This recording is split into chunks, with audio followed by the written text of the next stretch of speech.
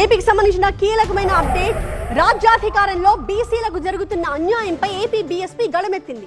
స్వాతంత్ర్యం వచ్చినప్పటి నుంచి 20 లక్షల జనాభా ఉన్న రెడ్ల నుంచి 658 మంది ఎమ్మెల్యేలు అయ్యారని, అయితే 12 లక్షల జనాభా ఉన్న రజకుల నుంచి కేవలం ఒక్కరే ఎమ్మెల్యే అయ్యారని ఏపీ బీఎస్పీ నేత పూర్ణచంద్రరావు చెప్పారు. 14 లక్షల జనాభా ఉన్న కమ్మ సామాజిక వర్గం నుంచి 549 మంది ఎమ్మెల్యేలైతే 10 లక్షల జనాభా ఉన్న వడ్డెరల నుంచి ఒక్కరు కూడా ఎమ్మెల్యే కాలేదంటూ ఆవేదన వ్యక్తం చేశారు పూర్ణచంద్రరావు. ఇప్పటి వరకు రాజ్యాధికారం దక్కని కులాలకు స్వాతంత్ర్యం రానట్టేనని ఆయన అభిప్రాయపడ్డారు. బీసీలకు రాజ్యాధికారం విషయంలో టీడీపీ, వైసీపీ రెండు పార్టీలు అన్యాయం చేస్తున్నాయి అన్నారు బీఎస్పీ నేత పూర్ణచంద్రరావు. అటు టీడీపీలో కానీ, ఇటు వైసీపీలో కానీ, అటు బీజేపీలో కానీ ఉన్నటువంటి బీసీ ఎమ్మెల్యేలు మీరు ఈ రాష్ట్ర బీసీల రాజకీయ భవిష్యత్తుని తాకట్టు పెడుతున్నారు. ఇది మీరు గమనించాలా. ఈ నివేదిక కనుక బయటకు వచ్చినట్లయితే, ఎలక్షన్ల ముందు ఈ నివేదిక కనుక జగన్మోహన్ రెడ్డికి బయట పెట్టే ధైర్యమే చేయలే. ఎందుకు ధైర్యం చేయలే? ఖచ్చితంగా రెడ్ల యొక్క, కమ్మవాళ్ల యొక్క సంఖ్యాబలం తక్కువని తేలినాడు. ఈ వర్గాలు వ్యతిరేకమవుతాయని చెప్పి బయటపెట్ల. కానీ జగన్మోహన్ రెడ్డి ప్రచారం చేసుకున్నప్పుడు నా ఎస్సీ, నా ఎస్టీ, నా బీసీ, నా మైనారిటీలు అని తిరిగాడు. తెలుసు, ఆయనకి సమస్య తెలుసు కాబట్టే దాన్నే ప్రచారాస్త్రంగా తిరిగాడు దేశం, రాష్ట్రం అంతా. ఓడిపోవటానికి వేరే కారణాలు ఉండొచ్చు, కానీ గెలవటానికి ఈ ఇన్ఫర్మేషన్ ఆయన దాన్ని వాడుకున్నాడు. వాళ్ళ ఆధీనంలో ఉన్నటువంటి ఈ స్టాటిస్టిక్స్ వాళ్ళకి కూడా తెలుసు. రెడ్ల కన్నా కమ్మలు తక్కువ. రెడ్లు 4.8% ఉంటే కమ్మలు ఉన్నది 3.31%. ఎన్ని అంకెలతో సహా మీకు చెప్పగలను. ఈ డేటా, ఇన్ఫర్మేషన్ అంతా ఇందులో ఉంది.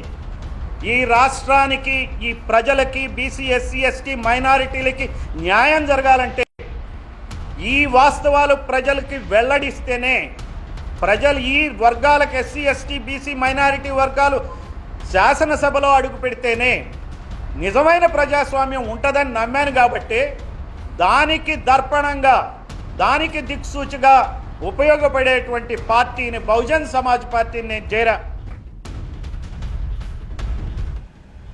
అసలు పూర్ణచంద్రరావు లెక్కలేంటి? ఏ నివేదిక గురించి ఆయన ప్రస్తావిస్తున్నారు? ఆ నివేదిక ఆధారంగా ఆయన కొన్ని విషయాలు చెప్తూ ఉన్నారు. అందులో ఏమేమి అంశాలు ఉన్నాయి, క్యాస్ట్ సెన్సస్ గురించి దాంట్లో ఏముంది అనేది మనం చూద్దాం. సో పూర్ణచంద్రరావు బయటపెడుతున్న నివేదిక ప్రకారం స్వాతంత్ర్యం వచ్చినప్పటి నుంచి ఏపీలో వివిధ కులాల నుంచి ఎంతమంది ఎమ్మెల్యేలు అయ్యారు అన్నది, సామాజిక వర్గం వారీగా వాళ్ళకున్న జనాభా ఎంతమంది, వాళ్ళలో ఎంతమంది ఎమ్మెల్యేలు అయ్యారు, అంటే ప్రాతినిధ్యం ఎలా లభించింది అన్న చెప్తూ ఉన్నారు. రెడ్లు 20 లక్షల మంది ఉంటే 658 మంది ప్రజాప్రతినిధులు అయ్యారు. అలాగే కమ్మ సామాజిక వర్గం నుంచి 14 లక్షల మంది ఉంటే 549 మంది ఎమ్మెల్యేలు అయ్యారు. సో మనం డిసెండింగ్ ఆర్డర్లో వెళ్తూ ఉన్నాము ఇన్ టర్మ్స్ ఆఫ్ ఎమ్మెల్యేల సంఖ్య. ఓకే, తర్వాత కాపులు, వాళ్ళు జనాభా పరంగా 40 లక్షలు ఉన్నారు, కానీ 314 మంది ఎమ్మెల్యేలు అయ్యారు. తూర్పు కాపులు 16 లక్షల మంది ఉంటే 80 మంది ఎమ్మెల్యేలు అయ్యారు. ముస్లిం షేక్ 24 లక్షల మంది ఉంటే 54 మంది ఎమ్మెల్యేలు అయ్యారు.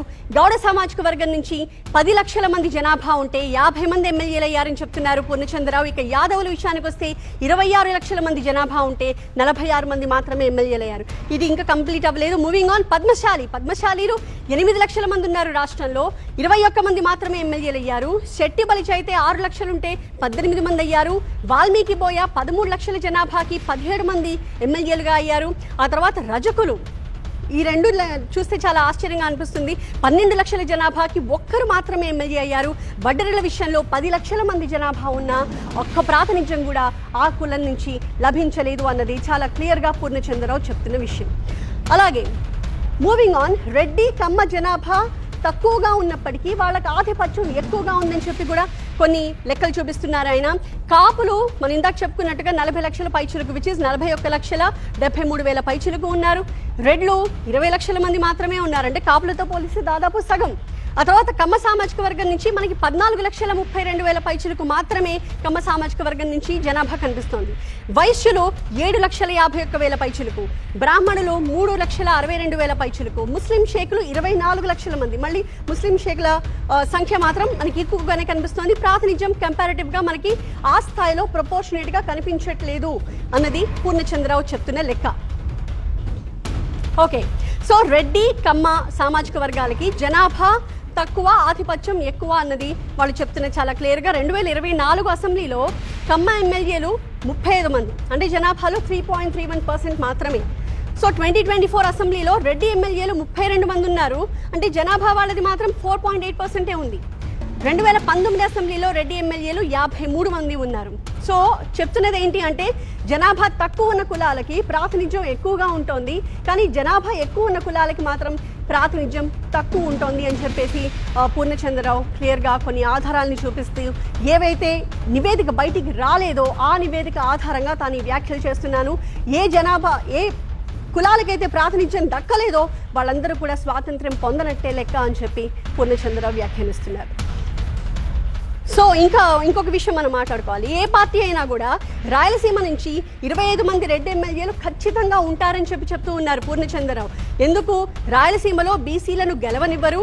సో టీడీపీ కానీ వైసీపీ కానీ రెండు పార్టీలు అందుకే బీసీలకు అక్కడ టికెట్లు ఇవ్వవు, అందుకే దాన్ని రాయలసీమ కాదు రెడ్లసీమ అనాలి అంటున్నారు పూర్ణచంద్రరావు. సో ఇది ఓవరాల్గా పూర్ణచంద్రరావు చెప్తున్నది. ఓకే, అలాగే 2 బీసీ కులాలు కలిస్తే కమ్మ జనాభా కంటే ఎక్కువ ఉంటారు, 3 బీసీ కులాలు కలిస్తే రెడ్ల కంటే ఎక్కువ ఉంటారు. ముస్లిం షేక్లు యాదవ కులాల జనాభా రెడ్డి కమ్మ జనాభా కంటే తక్కువ, కానీ ప్రాతినిధ్యం వాళ్ళకే ఎక్కువగా ఉంటుంది. సో ప్రతి జిల్లాలో కమ్మారెడ్డి జనాభా తక్కువగా ఉంది, ఎస్సీ బీసీల జనాభా ఎక్కువగా ఉంది. ఏపీలో బీసీ ఎమ్మెల్యేలు రాష్ట్ర బీసీల రాజకీయ భవిష్యత్తుని తాకట్టు పెడుతున్నారు. సో బీసీ ఎమ్మెల్యేలు ఉన్నప్పటికీ వాళ్ళు అసలు బీసీల అభ్యున్నతి కోసం ఏమాత్రం పాటుపడట్లేదు, తాకట్టు పెడుతున్నారు బీసీల భవిష్యత్తుని అన్నది పూర్ణచంద్రరావు చేస్తున్న ఆరోపణ. రైట్.